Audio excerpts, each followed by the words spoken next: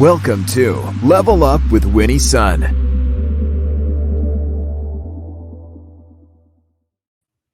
Thank you so much for tuning in today. Welcome back and happy Tweetchat Wednesday to you. I hope you're having a nice week. Let me know where you're joining me from. If you don't be shy, definitely put that in comments. I want to see where all of you are joining us from. And if you're joining us on the replay, a quick hello to you. Thank you so much for also tuning in. I know a lot of you watch us on replay and we so appreciate it. Do me a favor, include in comments the word replay so I'll also catch your view. I also want to welcome my friends at Modern Mom as we are now also streaming to you so that you too can stay on top of relevant, important business news. Now let's talk about how the market closed. The Dow closed up 424 points. The NASDAQ also up 132 points. The S&P 500 up 44 points. I know many of you are like, whew, that was a good day. It surely was, especially for those of you who are invested in the financial markets, perhaps in your 401k or IRA. The Dow Jones Industrial Average today reversed a 110-point loss, in fact, climbing 430 points. You know, we see strong performance today in energy, industrials, and financials, believe it or not. Now, why did the market do so well? Well, investors truly liked what they heard from Fed Chairman Jerome Powell today in his presentation in front of the House of Representatives Financial Services Committee. He touched on the topic of inflation, something that's been a chief concern for many of us. Powell said that inflation could be volatile as the U.S. economy reopens and there is increased demand. However, he also added that he does not expect inflation to run hot and said the central bank has the absolute best toolbox to fight it if it should. So Fed Chairman Powell said Tuesday that inflation was still soft. That's what he called it, soft, and that the U.S. economy was a long way from our employment inflation goals. So I guess that's one thing we don't have to worry about, inflation coming out too soon, or yeah. We'll see. But on other talks, you know, you're probably wondering, like many of us, which is when is the stimulus relief coming? When's that next third round? Well, you happen to ask, so I'm going to happen to answer because the U.S. House Democrats plan to pass their $1.9 trillion coronavirus relief bill this Friday as elected lawmakers try to prevent unemployment relief lifelines from expiring next month, and also those $1,400 stimulus checks, the $400 per week enhanced Fed unemployment supplement, and many other things, including vaccine money as well. So currently, you know, the plan as of right now does include the provision to increase the federal minimum wage to $15 an hour by 2025. However, I do want to warn you that many analysts are saying that the chances of that surviving the final bill is quite questionable. So we'll see. Now, on other good news, the Food and Drug Administration, the FDA, gave a green light to Johnson & Johnson's new COVID-19 vaccine for emergency use, which brings the United States now a third vaccine option. The staff report that this was shared today is meant to be a brief that the FDA's Vaccine and Related Biological Products Advisory Committee is now going to share. And then they're going to meet again this Friday to review Johnson & Johnson's request for emergency use authorization. And as you remember, just like Pfizer and Moderna, the committee is expected to recommend J&J's vaccine, as the FDA often will follow the committee's recommendation. So I think that's definitely some good news.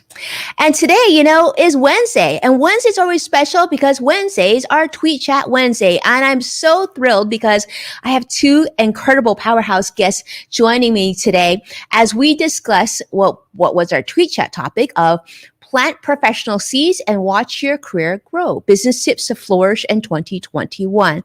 I want to welcome to the show Tim Jago, Managing Director at the Ward Group, Executive Search Consultant and Certified Executive Coach, and just a powerhouse. And not only that, just a really nice guy. Tom, thank you and welcome to the show. How are you? I'm great, Winnie. Thanks for having me. Well, you know, it's been a long time. I've been wanting to have you on the show since the first time I met you. And you had so many generous shares when I think we were together. Was it? I think it was a Forbes related program, right? Forbes program in December, right after my knee surgery. So that's why I remember. I remember that, and I remember you were really great at arranging the camera angle just perfectly. Just I don't know about that. so, Tom, great job there. I'm so excited to talk about this with you. So let's also introduce and welcome Rich Perry to the show as well. Rich, as you know, some of you recognize him. Rich has been on the show before. He's a communication strategist, and he helps build brands that your customers will trust. Not only that, Rich is also very, very active on Twitter. Rich, welcome to the show. Hey, Winnie, how are we doing today? Well, I'm doing great, and it's so nice to be here with you both. And I think we're going to jump in because let's start with this. A little have fun. I want to say a quick hello to Carlos, who's joining us on YouTube. I see many of you joining us from all the different social media channels. Thank you so much for your comments. Let's talk about this. One of the quotes I want to share with you today is this. It says, success seems to be connected to action. Successful people keep moving. They make mistakes, but they never quit. I'm curious to see, Rich and Tom, if you can guess who this quote was from. And those of you who are watching the show live and will be on replay, I welcome you to participate as well. Give it a shot. Let me know who you think this quote is from. Let's start with you, Rich. What's your guess? I really want to say it's number 1, Will Smith, but I also want to say it's number 2, Jeff Bezos. So I'm going to go number 2. Okay, final answer. Number 2, Jeff Bezos. You know what? I will give it to you. If I was reading this quote and I didn't know the answer, which I do know the answer, I probably would have guessed Will Smith as well, because I've read a lot of his quotes where he's all about, the hustle, working really, really hard. So Tom, I don't know. I got a good feeling, Tom. I feel like you know the answer. I didn't Google it, and you're putting some pressure on me. I was also inclined for Will Smith. And you know what? I'm going to go for Marilyn Monroe because she's on the list for no good reason. I love it. Well, because she's got some pretty good quotes in this area as well. And I want to see those of you who are joining. I'm going to give you a second to jump in here as well. I know some of you are shy sometimes when it comes to this. I will say, I'll give you a hint. Both my amazing guests today are wrong. So it is not Will Smith, and it also isn't Dolly Parton. So you're left with like 3 different choices here. Oh, not Dolly Parton, not Marilyn Monroe. I apologize. I've been thinking Dolly because there's been a lot of talk of Dolly Parton in the news recently, but I guess I let it out too because it's not Dolly Parton either. So it's either Jeff Bezos or J.W. Marriott. So Rich, final answer. You want to give another shot? No, I'd like to hear what some of the guests have to say. So, well, if you're watching, Rich wants to hear what you have to say. Now they are being shy right now. They aren't answering just yet. So let me ask you, Tom. Then you want to take a stab at the last? We got 50-50 chance here. All right. My first instinct was Marriott, but that was boring. But I'll still go with J.W. Marriott. Well, sometimes boring is the winner. So congratulations, Tom. In fact, you have won on the second round. So yes, absolutely. This was nice his to quote. win. Yeah, and it's a great quote. I really do love it. Now let me ask you, do you agree with this, Tom? What are your thoughts? Yeah, I think you have to be focused and seize the day. So yeah, I definitely agree with it. You agree with the quote? What about you, Rich? What are your thoughts? Absolutely. I mean, we have to clear, focused action. That's how we achieve things. I really wanted my man Will Smith to say that. I know he said some good things before, but Hey, look at that. Actually, Carlos did pick the right answer. Carlos is joining us on YouTube. Congratulations, Carlos. You won as well. Very, very wonderful news. Now, today's tweet chat, this was a really important topic for many people in 2021 and 2020 has been a very large year transition, not only because of the pandemic, but mainly because of the pandemic's effect on their career. Not only job transitions, we talked about unemployment, but having so much more time sheltering in place for many of us, you sort of reevaluate your life of whether you're doing something that's really something that you want to do, or you're really working for that paycheck, or is there something else that you should be considering, maybe a side hustle? And we had a lot of those discussions today, which I was really excited to hear about. Now, if you didn't get a chance to participate in the tweet chat and you wanted to see some of the other shares from some of the other leaders today on the discussion, you'll want to jump on twitter.com or on your Twitter app, do a quick hashtag search for hashtag Winnie Sun here. Winnie like Winnie the Pooh, sun like sun in the sky. Search for that, and you can actually see the questions that came out and the answers that came out. You'll see that Tom and Rich led today's discussion. They had a lot of really great insight. But fortunately for you, we've asked them to come on the show as well to just expand on their answers and share more of their wisdom with us. So they've been generously kind enough to do so. So we're going to go with question number 2 first, which is, what's the most valuable business tip that you've learned, practiced over the last year? How has this advice helped your business continue to make it? Have you seen growth, or is staying afloat the goal? And, Tom, I'd love for you if you could lead on this question, because I know that you work with executives from across the country and you talk to people probably going through these transitions regularly. What are you hearing, Tom? Well, what was interesting, Winnie, is that with the pandemic, we were able to successfully recruit executives to join new organizations this year. And what was amazing to me is that these executives never got to meet anybody in person. It was all done virtually. They didn't go to the facility, and they didn't have a roadmap, and they really had to go about figuring it out on their own. What's remarkable is that the folks that we were able to place have done incredibly well in their jobs. And I think a lot of it had to do with obviously having a plan, but not waiting for somebody to tell you what to do. You really need to go out there. Don't ask for permission. Just make sure that you're trying to reach out to the right folks, create relationships, but take the bull by the horns, if you will.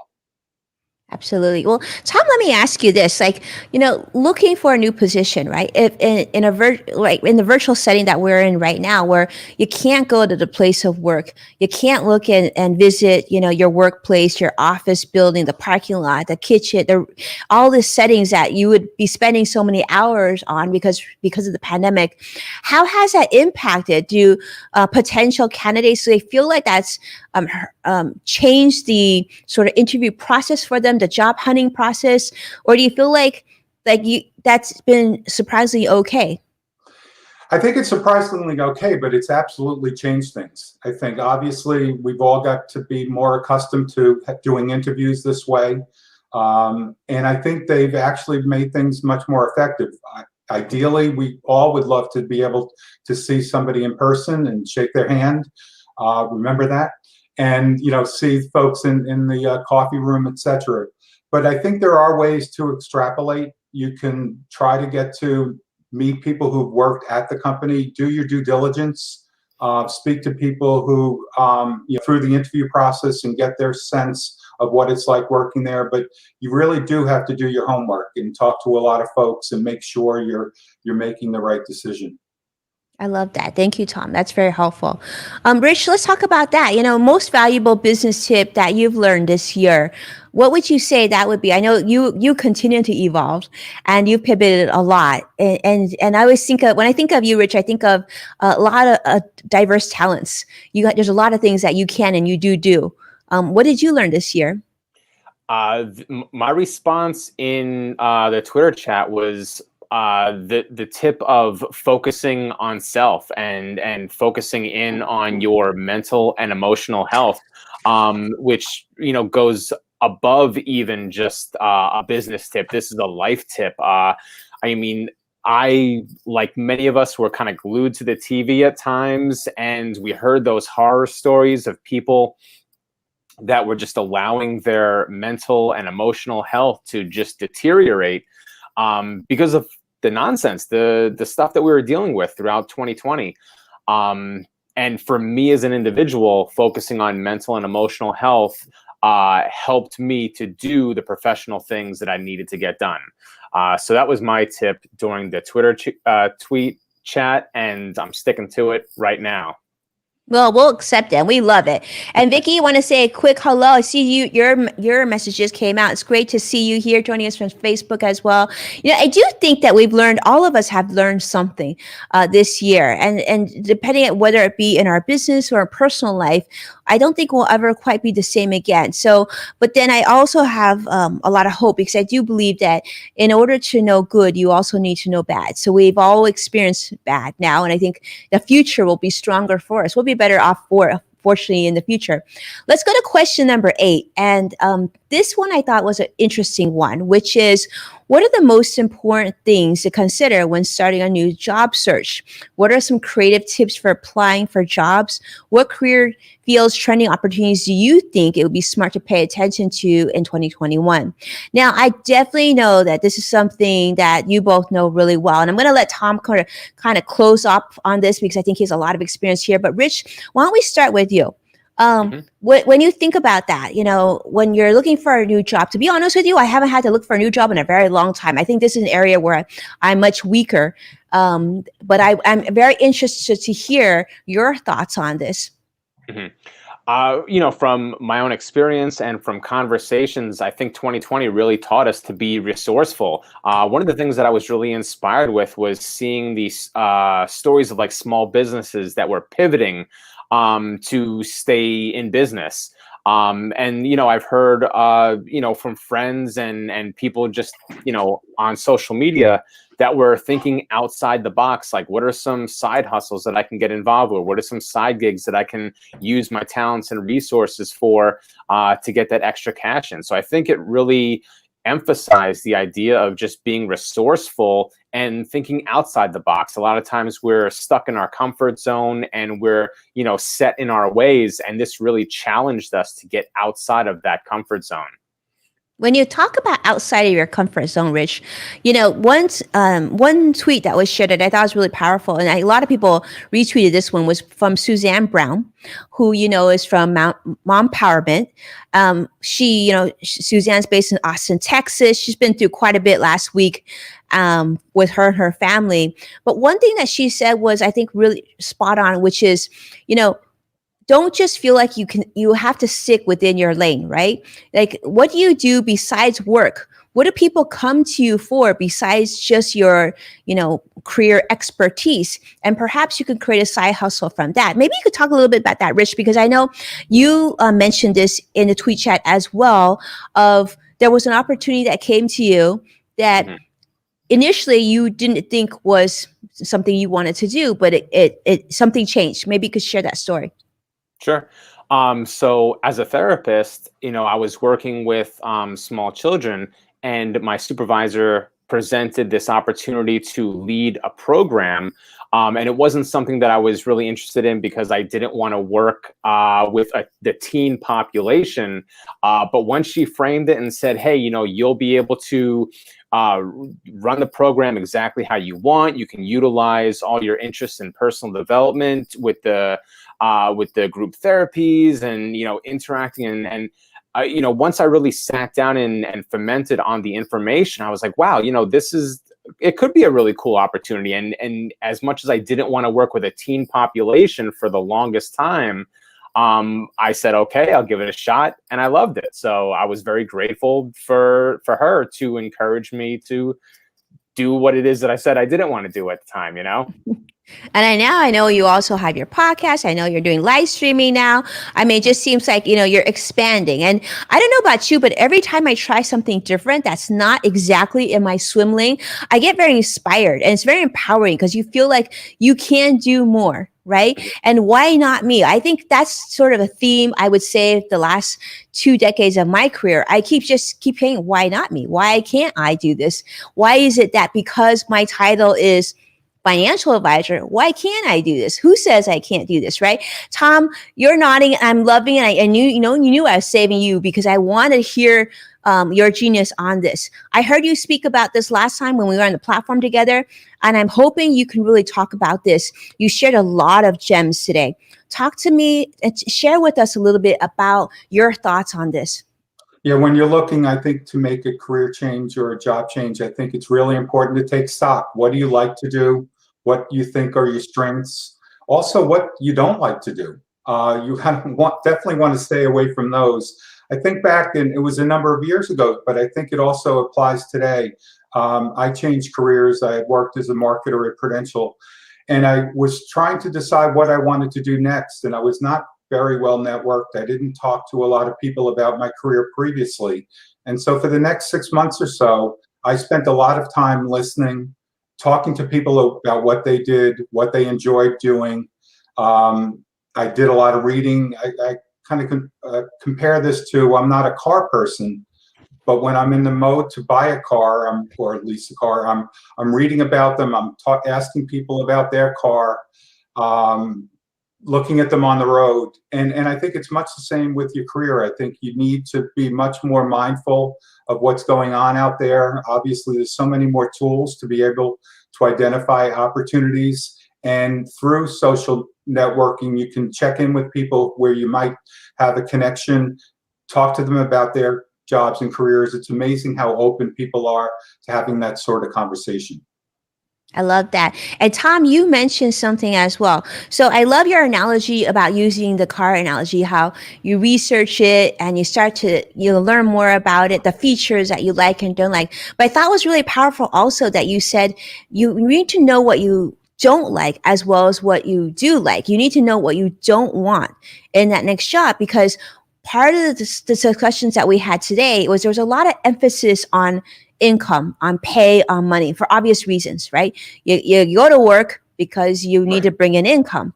But when you work with a candidate, right, and you're looking to place them or introduce them to a company, and money becomes a constant issue, or is it the most important issue, or do you try to work with the candidate and give them more perspective? How do you tackle that? Absolutely. And I think, folks really need to understand that money is critical, but there are so many other things, and life's too short. If you're in a role where you're not fulfilled, that you're not enjoying the people that you're working with, it gets to be a grind. And so I think certainly the financial component is something to pay attention to and to really focus on, but that can't be the only thing. There's so many other factors, and we try to counsel our candidates to think more broadly, what they might learn, what this particular role might do for them for a future opportunity in their career, the types of people that they might be able to learn from in those roles, the professional development they may be afforded.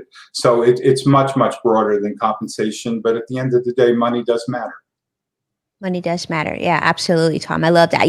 Let me ask you this, because I think this has been a question that definitely came on the discussions today, but also I heard in other areas as well. At what stage, in your opinion, Tom, does it make sense to have representation, to represent you to an employer, right? To work with someone who specializes in helping you with your job search versus DIY, doing it yourself and sort of networking and like working that way? I think it's very individual. Certainly, if the person has the wherewithal to engage a consultant to help them, I think that can help them quite a bit. There's certainly a lot of resources online where they could educate themselves. But I think there are also folks that might be in their personal network that might be able to serve as an advisor or mentor who would enjoy and appreciate doing that. I know I do that on an informal basis with a number of folks. And as I'm moving into creating an executive coaching capability for our firm, I'll be doing it more formally. But I think there's a number of different avenues people can pursue. Yeah, I think that's so true. Rich, has that been your experience as well? Do you feel like, one of the discussions we had today was where to place your resume. And I don't know about you, but like I haven't looked for a job in a very long time, and being self-employed, I probably am not going to be looking for another job anytime soon. But I do think that with LinkedIn, I'm constantly tweaking it. And I know you are as well, constantly updating, make sure that information is relevant. And we had some people on the chat today that were very adamant anti-LinkedIn, didn't want to go there. What's worked for you, Rich, and what hasn't worked for you on LinkedIn? One of the things that's really worked for me is creating my LinkedIn profile to be a living, breathing extension of myself and making it dynamic versus static. There are a lot of really cool features where you can add media, like you and I are podcasts, we do videos and write articles, we're bloggers. There's tons of features in there where you can link all of those bits of media to really present yourself in the best possible way. And you can really power pack your LinkedIn profile. As long as you know what buttons to press and what goes where, you can make it look awesome. Yeah, I love that. I love it. And you know what? One comment that, Tom, you made, I thought was really powerful, especially since it comes from you, Tom, is the importance of resume versus LinkedIn. Maybe you could share that again on the live stream too. I think people want to hear this. No, thanks, Winnie. I think your LinkedIn presence is as important, if not more important, than your resume. I think, as Rich said, you can really show the level of activity and engagement in your profession. You can show that you're current. Anybody that I am interviewing with, I am looking at their LinkedIn before I have a conversation with them, and much the same our clients. I think it's a must-have, and I think they do such a great job, and it really is a great way for you to represent yourself.